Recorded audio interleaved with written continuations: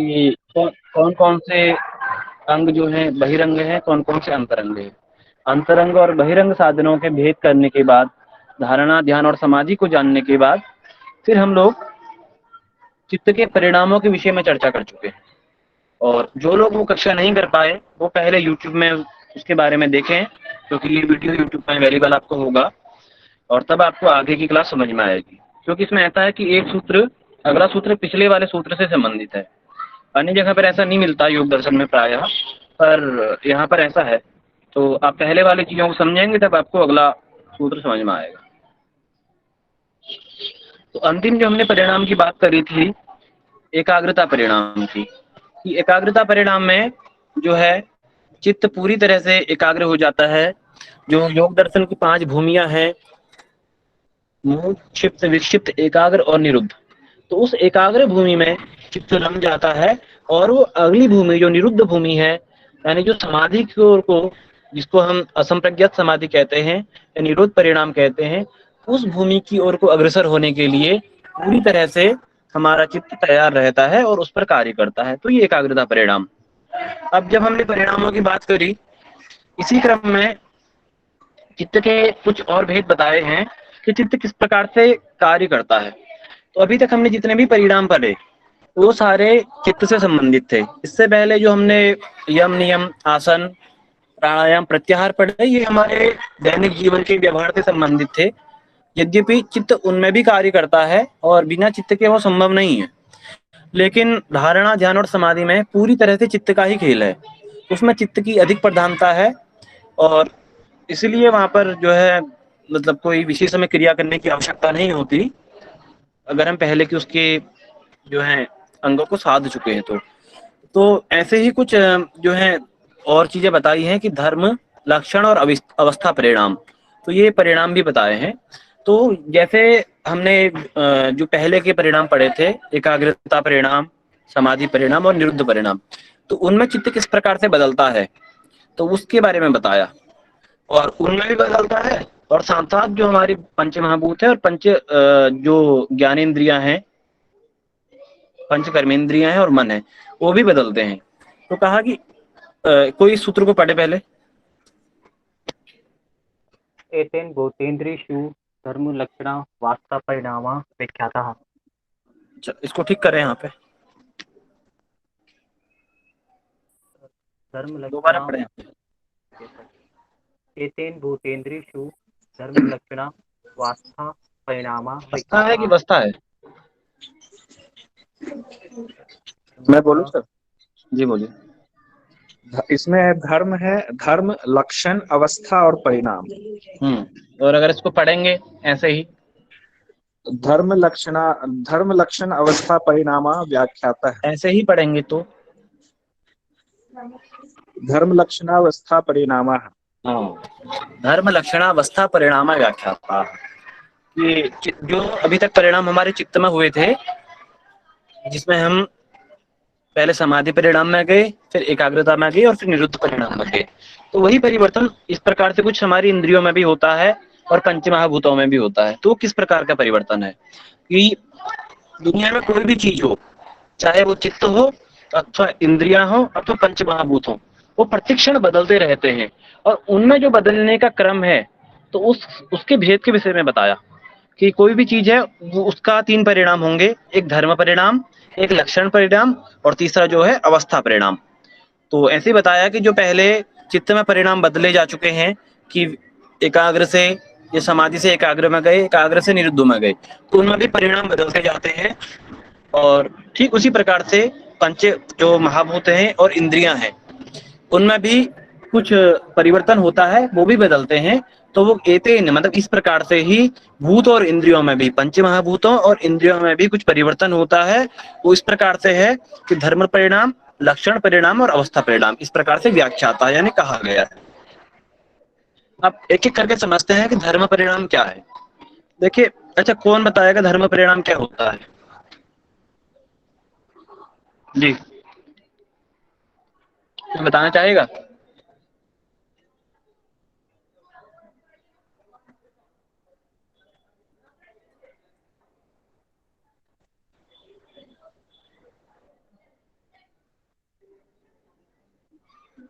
चलिए मैं ही बता देता हूँ। आवाज तो आ रही है ना सभी को? जी सर। ठीक है। धर्म परिणाम जो है पहला परिणाम है भूत और इंद्रियों का, अथवा चित्त में भी घटित होता है कि कोई धर्म, एक धर्म होता है, एक धर्मी होता है। धर्म और धर्मी का भेद बताएं कोई? ये तो जानते ही होंगे।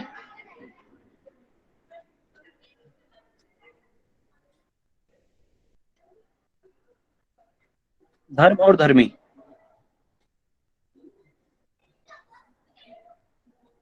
सर नहीं पता। धर्म एक लक्षण है और धर्मी उसको धारण करता है। बहुत बढ़िया। जैसे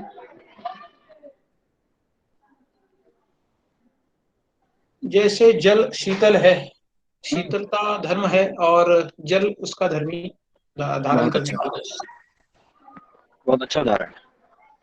तो दो चीजें हैं, एक धर्मी है, एक धर्म है। धर्मी वो जो धारण करता है, जैसे हम, प्रत्येक व्यक्ति धर्मी कहला सकता है क्योंकि वो अलग अलग धर्मों का पालन करता है। जैसे मैं हूँ, एक छात्र धर्म का पालन कर रहा हूँ, तो मेरा जो, मैं जब एज ए स्टूडेंट पढ़ रहा हूँ तो मैं वहां पर छात्र धर्म का पालन कर रहा हूँ, तो वो धर्म है, लेकिन धर्मी मैं हूँ। जब मैं आपको एज ए टीचर पढ़ा रहा हूँ तो वो मेरा धर्म है, लेकिन धर्मी मैं हूँ, तो वो शिक्षण कार्य मेरा धर्म है। और जैसे कोई व्यक्ति, एक पिता भी होता है, एक पुत्र होता है, एक भाई होता है, और उसके एक पति होता है, अलग अलग एक बेटा होता है, अलग अलग उसके रिश्ते हैं, तो वो अलग अलग धर्मों का पालन करता है। कहीं पर भ्रातृ धर्मी का, कहीं पर पितृ धर्म का, कहीं पर पुत्र धर्म का, कहीं पर शिष्य धर्म का, कहीं पर गुरु धर्म का। तो एक व्यक्ति अलग अलग धर्मों का पालन कर रहा है, तो वो उसके धर्म है। तो जो धारण करने योग्य है वो धर्म है, धारयति इति धर्मो। लेकिन जो व्यक्ति धारण कर रहा है या जिसके द्वारा धारण किया जाता है वो व्यक्ति धर्मी कहलाता है। तो ऐसे ही हमारी इंद्रियां और जो है पंच महाभूत, ये सब धर्मी हैं और इनमें कुछ परिवर्तन होते हैं धर्म के आधार पर, तो धर्म परिणाम है। जैसे उदाहरण दिया एक मट्टी और घड़े का। एक मट्टी है, जैसे एक मट्टेनी मट्टी है, तो मट्टी एक घड़ा बन जाती है, और घड़ा बनने के बाद वो फिर मिट्टी बनती है। तो वो जो घड़ा है, घड़ा जब उसमें जल डाला जाता है तो वो धर्मी का कार्य करता है। वहां पर उस घड़े में जो शीतलता का गुण है, वो जो उस घड़े में शीतलता का गुण है वो उसका धर्म है, वो उसका जो है कार्य जिस पर करता है मुख्य रूप से, वो उसका धर्म है। लेकिन धर्मी कौन है? घड़ा है। ऐसे ही प्रत्येक व्यक्ति में कुछ परिणाम होते हैं, और जो धर्म परिणाम है ये धर्मी में होता है, यानी बदलते रहता है। और प्रत्येक जो धर्मी है वो बदलते रहता है, प्रतिक्षण उसमें परिवर्तन होता है। जैसे उदाहरण दिया कि जब किसी एक धर्म में एक धर्म का लय होकर दूसरे धर्म का उदय होता है, उसे धर्म परिणाम कहते हैं। पहले मट्टी थी, उसी मट्टी में परिवर्तन हो गया, वो घड़ा बन गया, वही घड़ा दोबारा टूट गया, वो मट्टी बन गई। तो उस धर्मी में, यानी जो मट्टी रूप धर्मी थी, उस धर्मी में बार बार प्रतिक्षण परिवर्तन हो रहा है, वो बदल रही है। और जैसे अगर हम अपने शरीर में देखें पंचमहाभूतों में, तो हम पहले बच्चे थे। अच्छा, पहले हमारा शरीर जो है वो सूक्ष्म रूप में था, पंच महाभूतों में विलीन था, पंच महाभूतों से मिलकर हमारा शरीर बना, तो वो हमारे शरीर में एक हमारे धर्मी में परिवर्तन हो गया। फिर हम थोड़ा बड़े हुए और जो है हमारी जो है मांसपेशियां, हमारी अस्थियां, हमारे जो है नसें, ये सब विस्तार इन्होंने रूप ले लिया, फिर परिवर्तन हुआ। फिर एक समय ऐसा आया कि सिकुड़ने लगते हैं और हम वृद्ध होने लगते हैं, फिर परिवर्तन हुआ। और एक क्षण ऐसा आया कि ये पंच महाभूत अपने अपने तत्व में विलीन हो जाते हैं।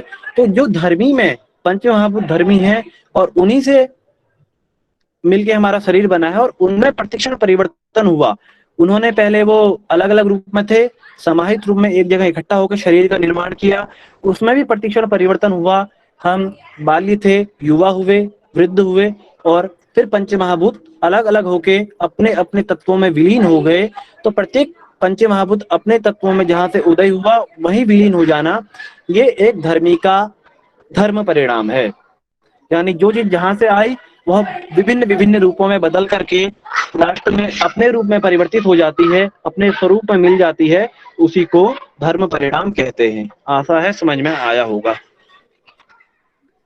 दूसरा परिणाम बताया लक्षण परिणाम। अब जब कोई धर्मी है उसमें धर्म परिणाम घटित होता है, यानी वो बदलता है, तो बदलने के साथ साथ उसमें कुछ लक्षण भी होते हैं, और उन्हीं लक्षणों के अनुरूप वह धर्मी अपने धर्म का निर्वहन करता है, कार्य करता है।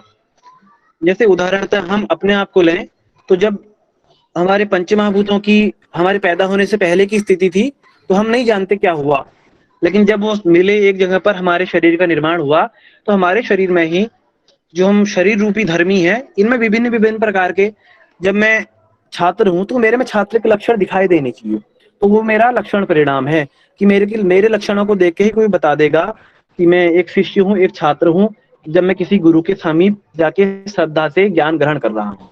जब मैं आपको पढ़ा रहा हूँ तो मेरे लक्षणों से कोई मुझे बताएगा या किसी और को बताएगा कि ये इसके लक्षणों के आधार पर इसका जो धर्म है, ये इससे लगता है कि ये शिक्षण का कार्य कर रहा है, तो शिक्षक है। तो प्रत्येक व्यक्ति का एक विभिन्न विभिन्न प्रकार का लक्षण होता है। ऐसे ही मिट्टी का भी लक्षण है। मिट्टी का जो लक्षण है कि जो पंच महाभूतों, जब वो मिट्टी पहले मिट्टी रूप में थी, तो उसका कोई और कार्य था, वो खेत में जुताई के काम को आती थी, अथवा वो फसल उगाने के काम में आती थी।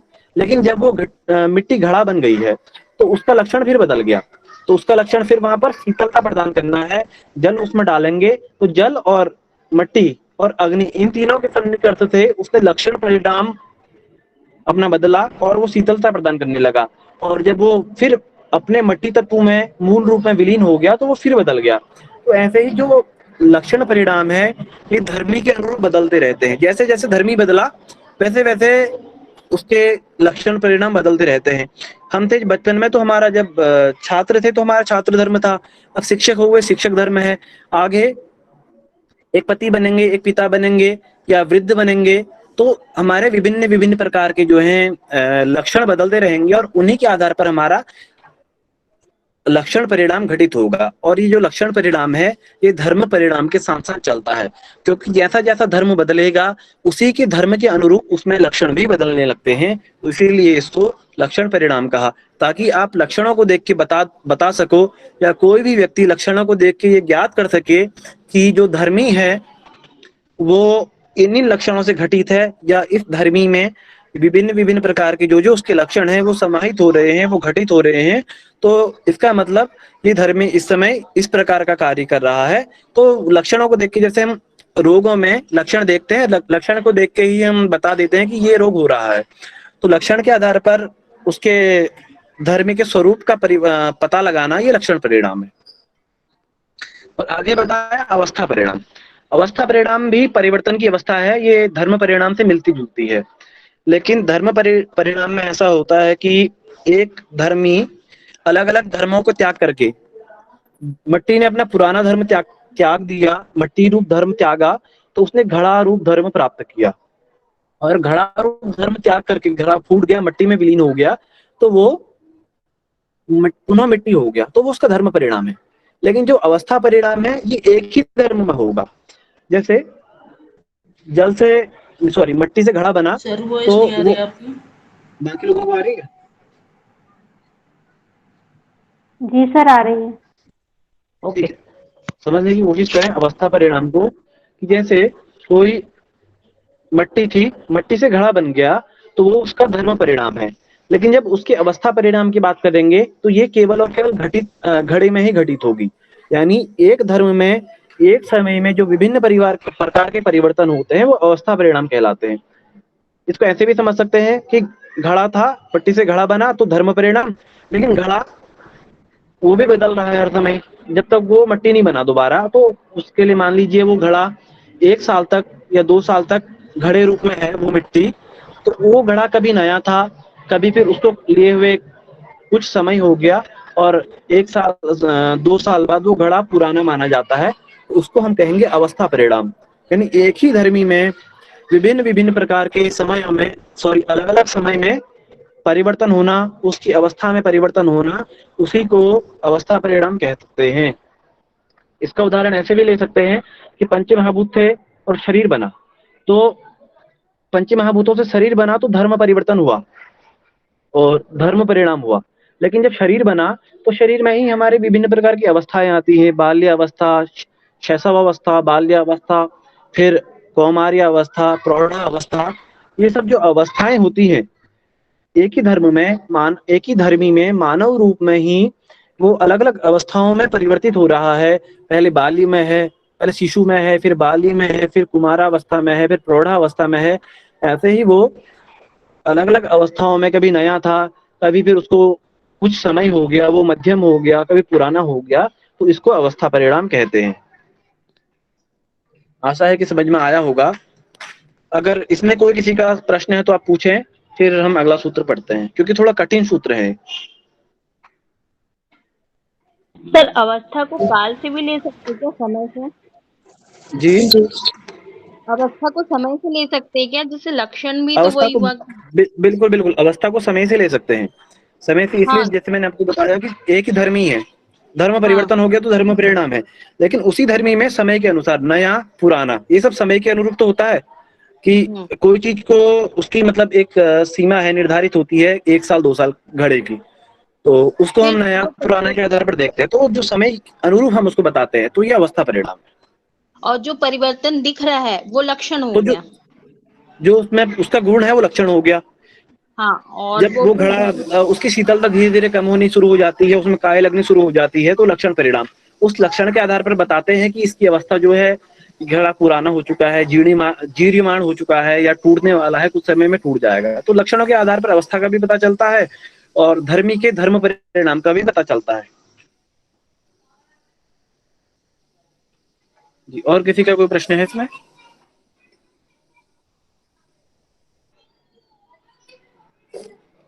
सर मैं पूछा था, ये 3 प्रकार की परिणाम है ना सर, धर्म, लक्षण और ये अवस्था। तो सर जो पीछे के जो 3 परिणाम है, तो सर इनसे रिलेटेड कर सकते हैं अलग अलग सर, ये और वो? एक बार आप दोबारा प्रश्न कर रहे हैं, मेरे बैकग्राउंड से बहुत बच्चे हल्ला कर रहे हैं। सर मैं पूछा था सर, ये अभी आपने बताया धर्म, लक्षण और ये अवस्था, ये 3 परिणाम है, और जो पीछे के जो परिणाम थे, समाधि परिणाम, एकाग्रता परिणाम और ये निरोध परिणाम, सर ये इनसे अलग हाँ, है? नहीं, वो उनमें भी घटित होते हैं और भूत और इंद्रियों में भी घटित होते हैं। मैं पहले बता चुका हूँ कि ये जो धर्म, लक्षण और अवस्था परिणाम है, ये व्युत्थान, निरोध और एकाग्र में भी घटित होंगे।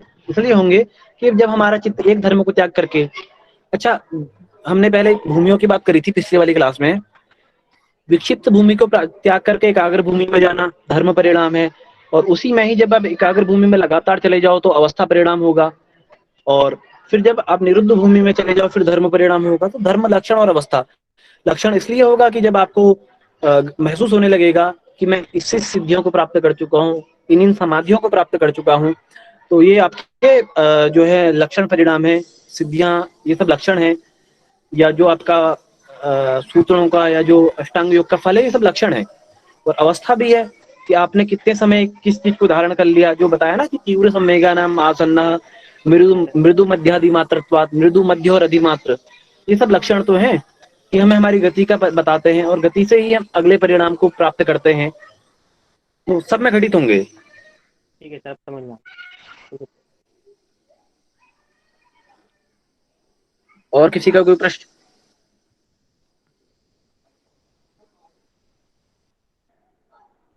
उम्मीद करूं सभी लोग समझ गए। ठीक है, हम अगला सूत्र शुरू करते हैं। वैसे मुझे काफी अच्छा लग रहा आप सभी को पढ़ाते हुए, क्योंकि जब मैं सोच रहा था शुरू में योग दर्शन पढ़ाने की, तो उस समय ऐसा था कि मैंने सोचा केवल मैं सिलेबस के आधार पर चलूंगा, वहां पर चित्त की भूमियां, वृत्तियां, समाधि, ये सब बताता, तो मुश्किल से 4 दिन में हमारा सिलेबस पूरा हो जाता और समझ आपको किसी को नहीं आता। लेकिन यहाँ पर अच्छा है, आप लोगों की जिज्ञासा मुझे अच्छी लगी, और उसके अनुरूप मैं कोशिश करता हूँ कि विस्तार भी हो जाए और जल्दी जल्दी हमारा ये सारे सूत्र आपको समझ में आ जाए। और दूसरा लाभ ये भी है कि जैसा आप यहाँ पर पढ़ रहे हैं, ऐसे आप किसी भी इंस्टीट्यूट में, किसी भी संस्था में, किसी भी अकादमी में चले जाएं, कि सूत्रशः आप कहीं नहीं पढ़ेंगे, आपको वहां पर नोट्स दिए जाएंगे।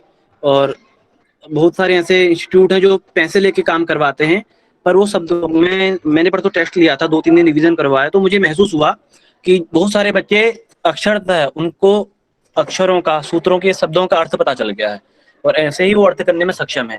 तो ये चीजें मुझे बहुत अच्छी लगी, और इसके आधार पर ही मैं इन चीजों को मैं बहुत विस्तार से बताने का प्रयास कर रहा हूँ, ताकि आप लोगों के भावी जीवन में ये चीजें काम आए, आप जो पढ़े वो समझ सकें और दूसरे लोगों को आप आसानी से टक्कर दे सकते हैं। तो अगला बताया कि शांतो दिता व्यपदेश धर्मानुपाति धर्मी। जो अभी हम धर्म और धर्मी की बात कर रहे थे, तो धर्म और धर्मी आप समझे होंगे कि एक धर्मी होता है वो विभिन्न धर्मों को धारण करता है। एक व्यक्ति होता है उसके अनेकों धर्म हैं, जैसे पुत्र धर्म, पिता धर्म और भ्रातृ धर्म, बंधु धर्म, ये सब चीजें उसके धर्म हैं।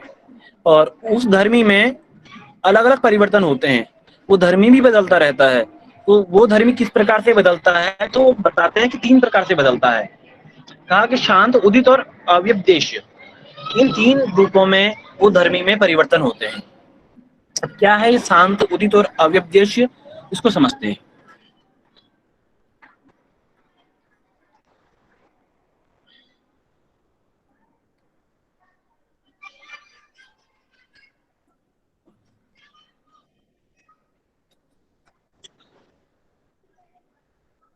जैसे मट्टी वाला ही हम उदाहरण ले लें, मट्टी और घड़े वाला सबसे सरल उदाहरण मिलता है, इसलिए बार बार इसको यूज करता हूं कि जब मट्टी है वो और मट्टी से घड़ा नहीं बना, तो उसमें जो अभी तक धर्म है मिट्टी घड़े होने, जो उसमें घड़ा नहीं बना है, तो वो धर्म उस मट्टी में अव्यपदेश यानी आने वाले अनागत रूप में छिपा हुआ है। इसी को अव्यपदेश कहते हैं कि वो अभी तक आया नहीं है। जैसे जो इसमें लिखा भी है, जो धर्म धर्मी में शक्ति रूप में विद्यमान रहते हैं। सत्कार्यवाद का हमने सिद्धांत पढ़ा था कि कारण में ही कार्य निहित होता है। और जैसे दूध और दही का उदाहरण लिया कि दूध से ही दही बनता है, तो दूध में वह दही सूक्ष्म रूप में पहले से ही समाहित होता है, विद्यमान होता है। और हम पानी से अगर दही बनाना चाहें तो नहीं बन सकता। तो वही सत्कार्यवाद यहाँ पर भी घटित होता है। तो जो दूध अभी तक दही नहीं बना है, तो वही जो उसका है अव्यपदेश गुण है, वह अनागत गुण है उसका। इसी को ही जो है अव्यपदेश धर्म कहते हैं कि जो वह अभी तक बना नहीं है और उसका अनागत गुण है, भविष्य में वो बनने वाला है। तो प्रत्येक धर्मी परिवर्तनशील है। यही बच्चे वाला उदाहरण दिया कि बच्चा छात्र था, तो आने वाले समय में वो शिक्षक बन सकता है, तो उसका अव्यपदेश गुण है या वो अनागत गुण है जो उस छात्र में भविष्य में आएगा। इसी को मतलब भविष्य में होने वाली चीजें जो उस धर्मी में सूक्ष्म रूप में छिपी है, इसका तात्पर्य यही है। दूसरा पता है उदित। उदित माने जो वर्तमान चल रहा है। मट्टी थी, मट्टी से घड़ा बन गया, तो वो घड़ा उसका उदित गुण है। घड़े में जो शीतलता हो रही है, उसमें लक्षण भी घट रहे हैं, उसमें अवस्था भी घट रही है, उसमें धर्म परिणाम भी है। और जो घड़ा रूप हमें एक स्वरूप, एक आकृति, एक अनुकृति, एक प्रतिकृति दिखाई दे रही है, वो जो उदित जिसको देखते ही हम बताते हैं कि घड़ा है, वो वर्तमान रूप में विद्यमान है, उदित है, यानी उसका उदय हो गया है। उस घड़े का दूध से दही बन गया, तो उसने दही रूप में स्वरूप अपना परिवर्तन कर लिया, तो उसका उदित गुण है। और इसके बाद से जो है एक है शांत। शांत माने अतीत। मट्टी थी, मट्टी से घड़ा बना, तो जब मट्टी से घड़ा नहीं बना तो उसका अव्यपदेश गुण है, घड़ा बन गया, उदित गुण है।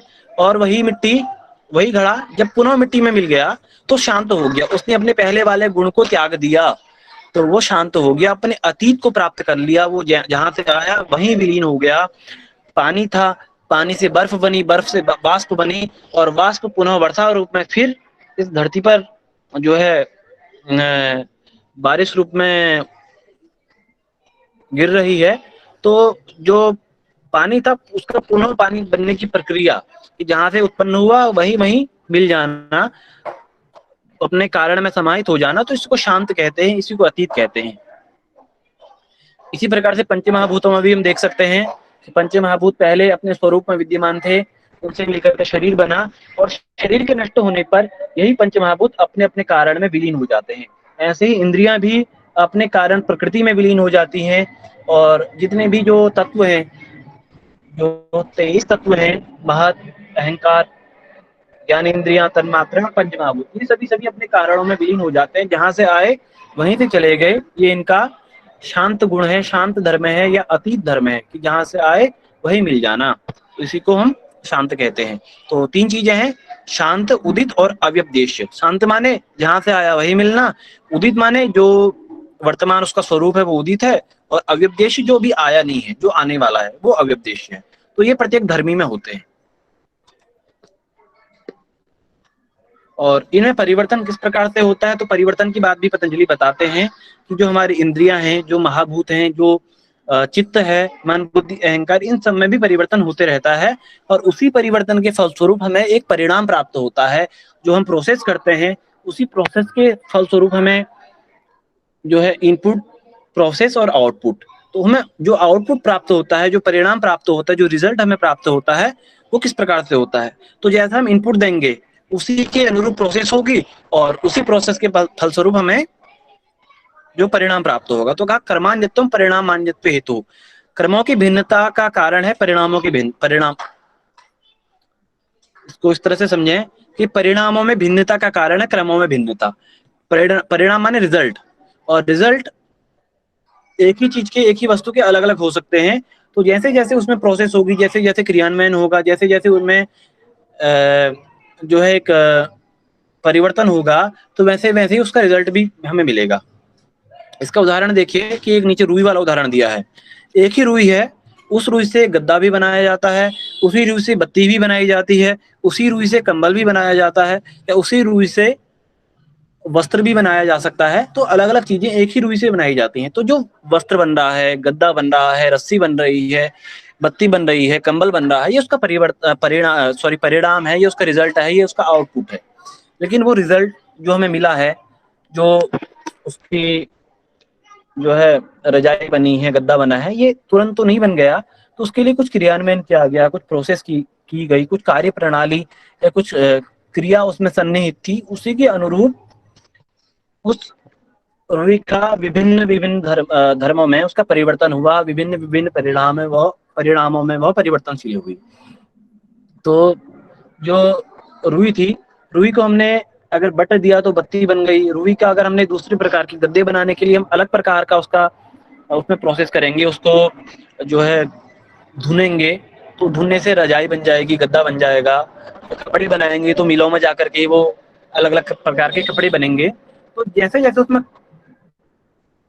क्रियान्वयन होगा, क्रमों की भिन्नता होगी, जैसे जैसे उसमें एक उनका जो कार्य है, जो क्रिया है, वो बदल दी जाएगी, उसी क्रिया के अनुरूप परिणाम भी बदल जाएगा।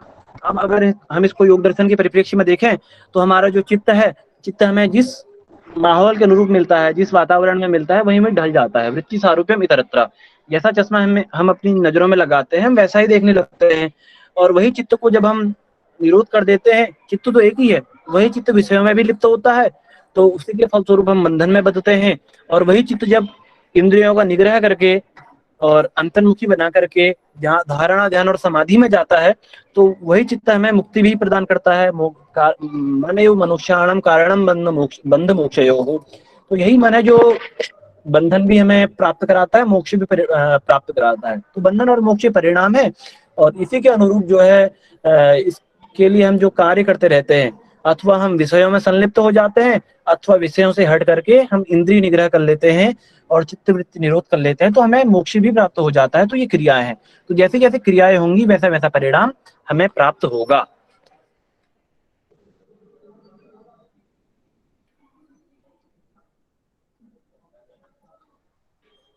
अब यहाँ पे सिद्धियों की बात आ रही है, तो इसमें मैं एक बात पहले स्पष्ट कर देना चाहता हूँ आप सभी से कि जो सिद्धियां आ रही हैं, आप सभी मुझसे ये नहीं पूछेंगे कि क्या सर ये ऐसा हो सकता है कि जैसे कहा कंठकुपेक्षु पिपासा निवृत्ति, कूर्म नाड्याम स्थैर्यम, ये सब सिद्धियां बताई हैं, ये यहाँ पर संयम करेंगे तो इसका फल यही होगा। तो ये होने को सब कुछ हो सकता है, उसके लिए पहले, उससे पहले की जो विधियां बताई गई हैं, जो क्रम बताया गया है, तो वो अगर सिद्ध होगा तब जाके चीजें होंगी। तो ये सब समाधि का विषय है। जब संप्रज्ञात समाधि साधक को प्राप्त होती है तो उस समय ये सारी चीजें घटित होती हैं। तो और ऐसे व्यक्ति बहुत कम मिलते हैं समाज में जिनको इस प्रकार की सिद्धियां होती हैं।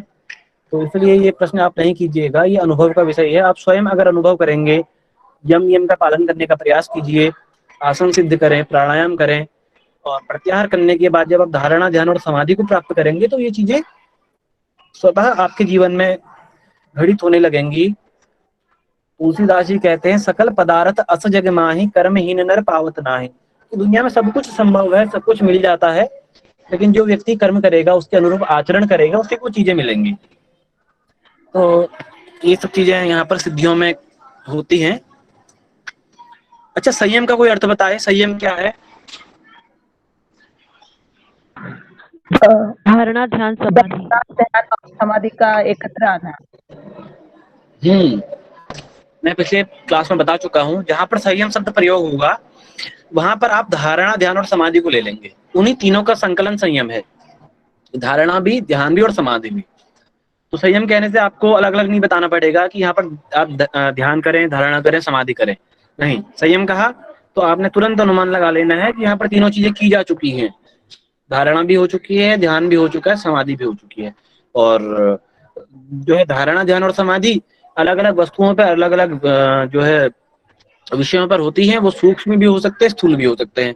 तो जहां जहां पर अलग अलग स्थान बताए, अलग अलग वस्तुएं बताई, तो विभिन्न विभिन्न प्रकार के वस्तुओं में संयम करने से अलग अलग उस समाधि का फल होता है और अलग अलग हमें सिद्धि प्राप्त होती है। तो ऐसे ही यहाँ पर बताया कि कहा परिणामत्रय संयमात् अतीता अनागत ज्ञानम। जो परिणामत्रय बताए, परिणामत्रय माने जो हमने बताया धर्म परिणाम, लक्षण परिणाम और अवस्था परिणाम, इन तीनों परिणामों में संयम करने से अतीत और अनागत, अतीत माने भूत और अनागत माने भविष्य, इनका ज्ञान हो जाता है। तो जब हम किसी, तो ये जो है संयम की बात जैसे बता चुका हूं कि धारणा, ध्यान और समाधि होती है। और जब हम ये जानने लगेंगे कि किसी वस्तु में परिवर्तन कैसे होता है, वो प्रतिक्षण किस प्रकार से बदलती है, पंच महाभूतों में परिवर्तन कैसे होता है, सूक्ष्म विषयों में परिवर्तन कैसे होता है, इंद्रियों में परिवर्तन कैसे होता है, मन बुद्धि अहंकार में परिवर्तन कैसे होता है, तो इन्हीं परिवर्तनों में धर्म, लक्षण और अवस्था, जितने भी इसके भेद हैं, इन तीनों में संयम करने से, धारणा, ध्यान और समाधि लगाने से अतीत और अनागत ज्ञान हो जाता है, भूत और भविष्य, इन दोनों का ज्ञान हो जाता है। तो ये विभूतियां हैं, ये सिद्धियां हैं जो भविष्य के लिए योग साधक को एक सहायक का काम करती हैं, एक अभिप्रेरक का काम करती हैं। तो ये सब बताया। अब ये इतना कठिन विषय नहीं है, ये आप पढ़ेंगे तो आपको याद ही करना है, बस आप अपने सूत्रों को देखें और उसको पढ़ते रहें, याद करते रहें, आपको स्वतः समझ में आ जाएगा। समझ में नहीं आएगा तो इतनी महत्वपूर्ण आवश्यकता है नहीं इसकी, क्योंकि विषय समाधि का ही है और समाधि पर जाने पर ही अनुभव होगा। बस परीक्षा की दृष्टि से इसको पढ़ें। कहा कि शब्दार्थ प्रत्ययनाम इतरेतराध्यासात् संस्करस् तत्प्रविभाग संयमात् सर्वभूत ऋत ज्ञानम। शब्द अर्थ ज्ञान क्या होता है?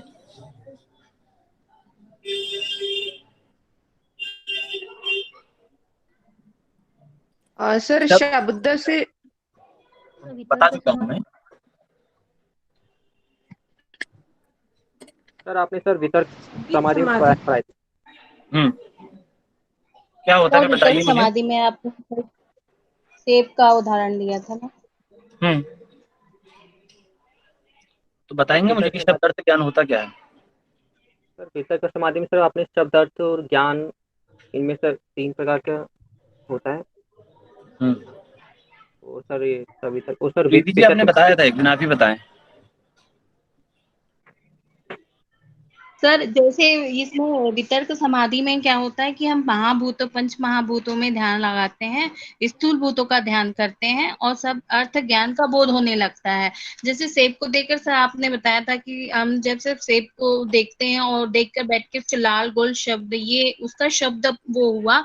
और जो ज्ञान है वो मीठा होना होता है। अर्थ मतलब जो सेब का ज्ञान के बाद जो आकृति हमें दिखाई देती है वो उसका अर्थ या प्रकृति का जो बोध कराता है वो अर्थ है। और सर वितर्क में ये तक हुआ। निर्वितर्क में जब हमें शब्द अर्थ और ज्ञान, ये शब्द ज्ञान और अर्थ तीनों होता है, लेकिन जब निर्वितर्क में सिर्फ अर्थ का ज्ञान बोध होता है और ये अर्थ मात्र रह जाता है, सॉरी सर, तो वो निर्वितर्क समाधि होती है। और सवितर्क में तीनों का। ठीक है, तो जो शब्द अर्थ ज्ञान है, इस सूत्र को समझेंगे। आपने अच्छा बताया कि कोई भी चीज हम देखते हैं, सेब का ही उदाहरण ले लें क्योंकि इस पर चर्चा काफी हो चुकी है सेब वाले उदाहरण पे। तो हम अगर कोई भी चीज बोले, सेब बोले, तो सेब कहने से हमारे दिमाग में एक वस्तु का बोध होता है जो लाल रंग की होती है, इसका स्वाद मीठा होता है और उसके जो सेब के जो गुण हैं वो अंदर से सफेद है। ये सारी चीजें, सेब के जो पूरे गुण है, पूरा ज्ञान हमें सेब कहने से हो जाता है। तो जो शब्द अर्थ ज्ञान है, हमने केवल सेब का नाम लिया, केवल शब्द बोला, शब्द कहने से हमें उसके अर्थ और ज्ञान की प्रतीति हो गई है। तो ये तीनों चीजें मिश्रित हैं। शब्दार्थ प्रत्ययानाम इतरेतराध्यासात् संस्कारः तत् प्रविभाग संयमात सर्वभूत ऋतज्ञानम। तो शब्द अर्थ और ज्ञान है परस्पर मिले हुए होते हैं। शेप कहने से ही जैसे आपके दिमाग में पूरा शेप का जो है कॉन्सेप्ट आपके दिमाग में बैठ जाता है, उसके जो शेप के सारे गुण आपके दिमाग में बैठ जाते हैं। या कोई व्यक्ति जिसको देख के आपको ईर्ष्या हो, तो अगर उसका नाम ले लेते हैं तो आपके हृदय में, आपके चित्त में जो है उसके लिए एक गुस्सा भर जाता है, क्रोध, आपके ये नेगेटिविटी आपके माइंड में आ जाती है। तो आपको उसका अर्थ भी हो जाता है उस व्यक्ति का उसका नाम लेने से, और उसके स्वरूप का भी पता चल जाता है, उसके शब्द का भी पता चल जाता है, उसके अर्थ का और उसके ज्ञान का। तो ये शब्द अर्थ ज्ञान, लेकिन वहां पर हम अलग अलग चीजें नहीं बोलते हैं। तो ये कहा कि एक ही चीज है, ये सब मिली हुई हैं, सब संस्कार कह रखा है, ये सब चीजें मिश्रित हैं। शब्द अर्थ ज्ञान अलग अलग नहीं हो पाता किसी चीज को समझने के लिए, लेकिन जो योगी शब्द अर्थ और ज्ञान इन तीनों को भी, इन तीनों में भेद कर सकता है, इन तीनों के बारे में अलग अलग जान सकता है, तो वो जो है समस्त प्राणियों के सर्वभूत ऋतक ज्ञानम, सभी प्राणियों के जो है वाणी का, या सभी प्राणियों के जो इंद्रियां हैं, क्योंकि जो ये शब्द अर्थ ज्ञान भी व्याकरण का विषय है, और व्याकरण जो विषय है संस्कृत का, ये शब्द का विषय है, ये अर्थ का विषय है, ज्ञान का विषय है। तो ये सब चीज वाणी से संबंधित है। और जो व्याकरण वेद के 6 अंग हैं, तो उसका जो प्रधान अंग, प्रधान मुख है वो व्याकरण है। मुखम व्याकरणम ज्योतिषम नेत्र मुच्यते कह रखा है।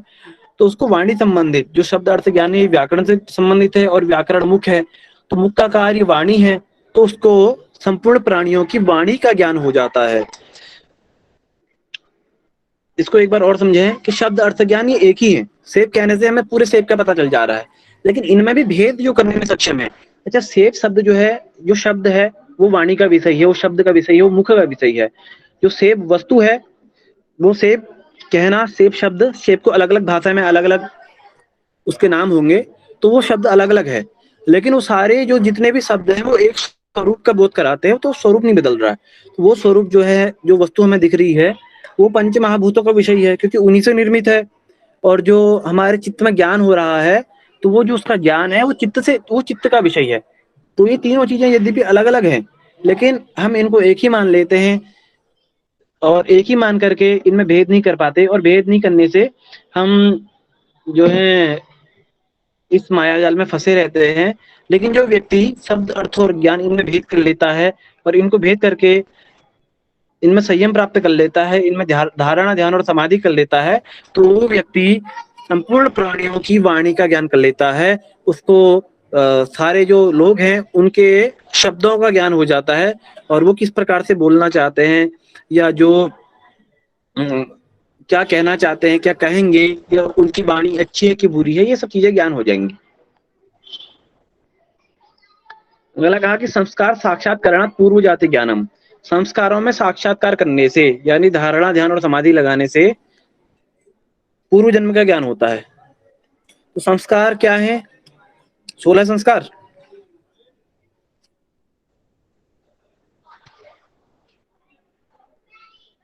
नहीं सर, हमारे चित्त ये के जहाँ चित्त संस्कार। इकट्ठा होते हैं सर, जहाँ चित्त के संस्कार इकट्ठा होते हैं, हाँ, वही वो सर। संस्कार के 2 रूप हैं। आशय बोल सकते सर।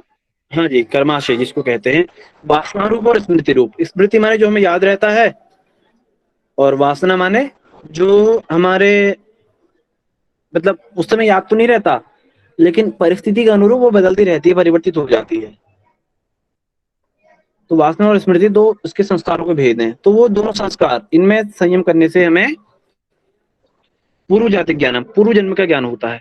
तो प्रत्येक प्राणी, जिस हम किसी के में भी, किसी के संस्कारों में भी ध्यान लगाएंगे, क्योंकि जब व्यक्ति समाधि तक आ चुका है, यम नियम का साधन करने के बाद अष्टांग योग उसने प्राप्त कर लिया, संप्रज्ञात समाधि प्राप्त कर ली, तो उसमें इतनी क्षमता आ जाती है कि वो किसी भी व्यक्ति के संस्कारों में साक्षात्कार करने में सक्षम रहता है।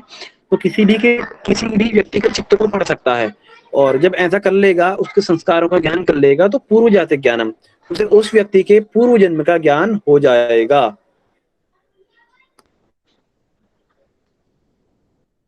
लेकिन पूर्व जन्म का ज्ञान तो हो। हाँ जी, वासना और स्मृति को किस उससे लिया गया? संस्कार को मतलब वर्तमान या जो बीत चुका है उसकी, उससे वासना और स्मृति जो आपने 2 भेद बताए हैं, वो किस उससे लिया गया सर, वो वर्तमान संस्कार से जो है? और भविष्य से। वासना जो है भविष्य के लिए भी हो सकती है, क्योंकि वासना परिस्थिति के अनुरूप परिवर्तित होती है। हमारे चित्त में हर समय एक ही वासना नहीं रहती है, वो बदलती रहती है। स्मृति माने जो हम याद है अभी, जिसका हमें बोध है, वो स्मृति है। वासना परिस्थिति के अनुरूप ढल जाती है, वो वासना है। वासना और स्मृति के बारे में हम अगले चौथे अध्याय में इसका विस्तार से पढ़ेंगे कि वासना और स्मृति कैसे बदलती है। लेकिन इतना समझे कि जो वासना है वो मौसम देखती है और मौसम के अनुरूप परिवर्तित होती है। वासना ये संस्कार ये है, और स्मृति संस्कार जो हमें याद होते हैं। स्मृति हमने एक जो है चित्त की वृत्ति पढ़ी थी ना, स्मृति जो है पूर्व ज्ञान से संबंधित होती है कि आपकी जेब कटी, आप बस में गए थे और अगली बार जब आप बस में जा रहे हो तो आपको स्मृति हो जाती है कि आपकी पिछली बार जेब कटी थी, और आप सावधानी से अपने पर्स को, अपने मोबाइल को बचा के चलते हैं। ये स्मृति संस्कार है। और वासना संस्कार, आपके साथ कोई ऐसी स्थिति घटित हो गई कि आपकी जो है वासना प्रबल हो गई। वो लोभ रूपी वासना, क्रोध रूपी वासना, काम रूपी वासना। कहीं चलते चलते कोई हमें अचानक मारने लगता है तो हमें, छोटा होगा तो क्रोध आ जाएगा, हम उसको दो मार देंगे। तो वो क्रोध रूपी वासना वहां पर हमारी प्रबल हो गई। अगर हमसे बड़ा होगा और हम चुपचाप दुबक वहां से निकल लेंगे, भाग लेंगे, तो हमारी भय रूपी वासना होगी। हमें कोई रास्ते में पर्स गिरा हुआ मिल गया, उसमें पैसे हैं अच्छे खासे, तो वो लोभ रूपी वासना है, मोह रूपी वासना है। तो ये विभिन्न प्रकार की वासनाएं परिस्थिति के अनुरूप जन्म लेती है। प्रत्ययस्य परचित्त ज्ञानम, प्रत्यय माने चित्त, प्रत्यय माने बुद्धि।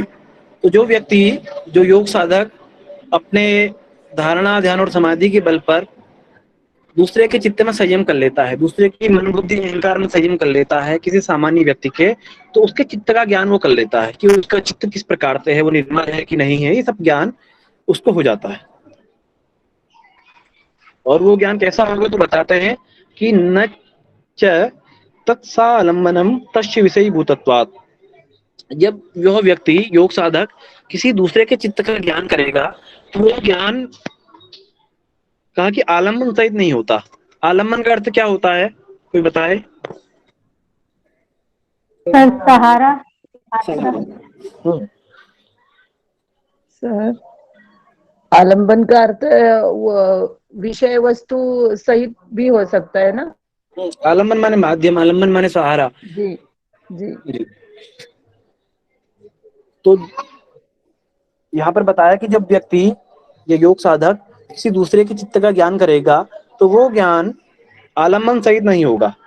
तस्य विषयी भूतत्वात्, तस्य अविषयी भूतत्वात्। इसको थोड़ा और समझे सरल करके कि आलम्बन सहित का तात्पर्य है कि योगी ने किसी दूसरे व्यक्ति के चित्त का ज्ञान किया, तो उस समय योगी ऐसा नहीं जान सकता कि वो चित्त किसी और, मैंने आपके चित्त के बारे में जाना, आपके चित्त का ज्ञान कर लिया, तो मैं इतना जान सकता हूँ अपने समाधि के बल पर कि आपका चित्त निर्मल है अथवा मल आपके चित्त में विराजमान है। तो ये चित्त का ज्ञान इस प्रकार से हो सकता है। लेकिन ऐसा ज्ञान नहीं होगा कि आपका चित्त जिस विषय का आलम्बन लेके अन्य विषय का ज्ञान कर रहा है, आपके चित्त में किसी दूसरे विषय की बात चल रही है, किसी शब्द की बात, किसी अर्थ की बात, क्योंकि ये जो 5 तन्मात्राएं हैं इन्हीं से संबंधित सारे विषय हैं। तो आपके चित्त में किसी और का ध्यान चल रहा है या आप किसी और के बारे में सोचते हैं, ऐसा मैं अपने समाधि के बल पर नहीं समझ पाऊंगा, क्योंकि ये मेरे चित्त का विषय नहीं है। मेरा चित्त केवल इतना जान सकता है अपनी समाधि के बल पर कि आपका चित्त निर्मल है अथवा मल सहित है। आपके चित्त का एक जो है बाहरी स्वरूप या जो चित्त का एक गुण है कि वो चित्त में मतलब गुण है कि दुर्गुण है, इन सब का ज्ञान करेगा। लेकिन चित्त किसके बारे में सोच रहा है या चित्त का विषय क्या है, इन सब के बारे में वह ज्ञान नहीं कर सकता। ऐसा इस सूत्र का आशय है। फिर ये अगला सूत्र फिर लंबा है। अगर यहाँ तक के किसी के कोई प्रश्न है तो आप पूछें।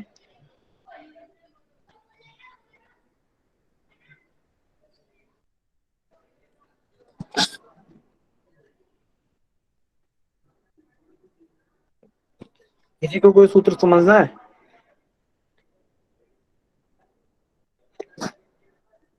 क्या आवाज आ रही है? जी भाई आ रही है सर। ओम। जी शब्द बोलिए। प्रत्यय का जो अभी बताया था ना आपने, वहां पर आपने शेर का एग्जाम्पल दिया था। तो हम पहले भी आपने यहाँ पर एक गाय का उदाहरण दिया था। गाय एक शब्द है, गाय के 2 पैर होते हैं। तो हम यहाँ पर ये यूज कर सकते हैं ना, यहाँ पर ये उदाहरण भी। हाँ, कोई भी उदाहरण आप अपना घटित कर सकते हैं। ओके ओके, ठीक है सर। ये किसी भी चीज 20 का वाला हमें सूत्र। हम किसी का भी नाम लेते हैं ना, तो नाम लेते ही जी हमारे उसके बारे में जो हमारे चित्त में धारणाएं बनने लगती है कि वो व्यक्ति अच्छा है कि बुरा है, या उसने पहले ये काम किया, तो उसका ज्ञान हमें होता तो ज्ञान है। और उसका नाम लेने से, जैसे किसी ने बताया रोहित, रोहित कहने से अगर आपको मेरे बारे में पता चला, तो आपको मेरे नाम सहित मेरे बारे में जितने भी मेरे गुण और दुर्गुण आपको पता है, तो उन सब के बारे में आपको पता चल जाएगा। तो रोहित कहने से आप मेरे बारे में जान रहे हैं, ये मेरा जो है रंग रूप आकृति, ये मेरा अर्थ है, मेरा स्वरूप है। और मेरे बारे में जो आपको आपके माइंड में है कि मेरे जो गुण है कि दुर्गुण है, ये सब चीजें मेरा ज्ञान, मतलब मेरे बारे में ज्ञान है आपको। तो वो ज्ञान है, मेरा स्वरूप अर्थ है, और मेरा नाम शब्द है।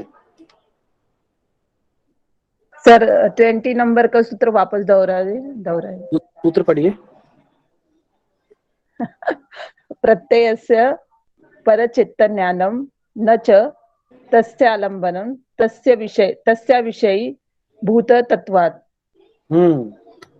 प्रत्यक्ष परचित्त ज्ञानम, इससे पहले बताया ना कि जब आप किसी दूसरे के चित्त की साधना करेंगे, तो आपको उसके चित्त का ज्ञान हो जाएगा। ज्ञान तो होगा आपको दूसरे के चित्त का, लेकिन पूरी तरह से ज्ञान नहीं होगा। कैसा ज्ञान होगा? तो कहा आलम्बन रहित ज्ञान होगा, आलम्बन सहित ज्ञान नहीं होगा। आलम्बन सहित का अर्थ ऐसा है कि आपने मेरे चित्त का, आपको उदाहरण दे रहा हूं कि आपने मेरे चित्त पर संयम किया, तो आपको मेरे चित्त के विषय में जानकारी हो जाएगी कि मैं अच्छा व्यक्ति हूँ, बुरा व्यक्ति हूँ, या मेरे में जो जो गुण है दुर्गुण है उनके बारे में आपको जानकारी होगी। तो ये है मेरे चित्त का ज्ञान। लेकिन मैं किसी और व्यक्ति के बारे में सोच रहा हूँ, किसी और वस्तु का चिंतन कर रहा हूँ, या किसी और शब्द को सुन रहा हूँ या सुनना चाहता हूँ, तो ये सब चीजें जो है मेरे चित्त का जो विषय है, या जिनको मैं सुनता हूँ या सुनना चाहता हूँ, उन सब का ज्ञान आपको नहीं होगा। जैसे आप इसको ऐसे भी समझ सकते हैं कि फोन है, फोन आप जब फाइल मैनेजर में जाते हैं, तो फाइल मैनेजर में जाते ही आपको वहां पर स्टोरेज का दिखाता है कि स्टोरेज 87% फुल हो गई, 89% फुल हो गई, 13% खाली है। तो इतना ही ज्ञान होगा, लेकिन उसके अंदर क्या क्या मटेरियल भरा है, ये सब चीजें जो है हम अंदर जाके ही देख पाएंगे। तो केवल बाहरी बाहरी स्वरूप का ज्ञान होता है चित्त का, और उसके अंदर नहीं हो पाता। जैसे मैं आपको दिखाता हूँ, स्क्रीन शो हो रही है मेरी?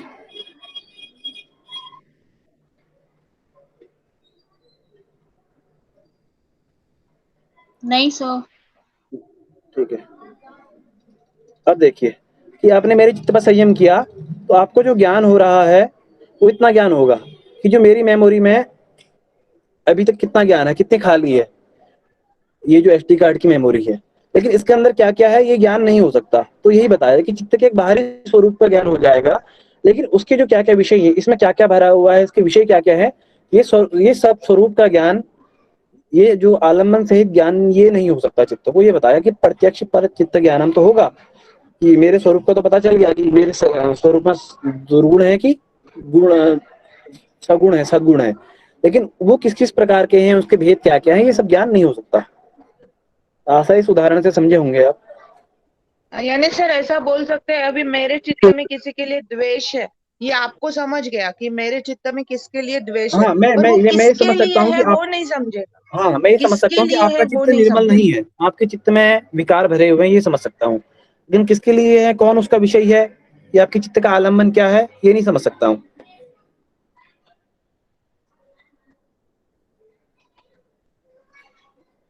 अनुराधा जी समझे?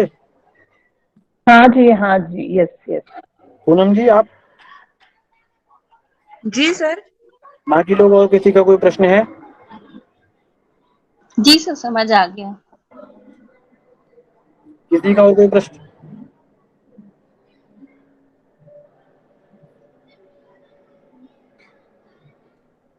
तो ठीक है, मैं उम्मीद करता हूँ कि आप लोगों को यहाँ तक समझ में आ चुका है। आज की कक्षा को यहीं पर विराम देते हैं। तब तक के लिए नमस्कार, धन्यवाद। नमस्कार सर, धन्यवाद।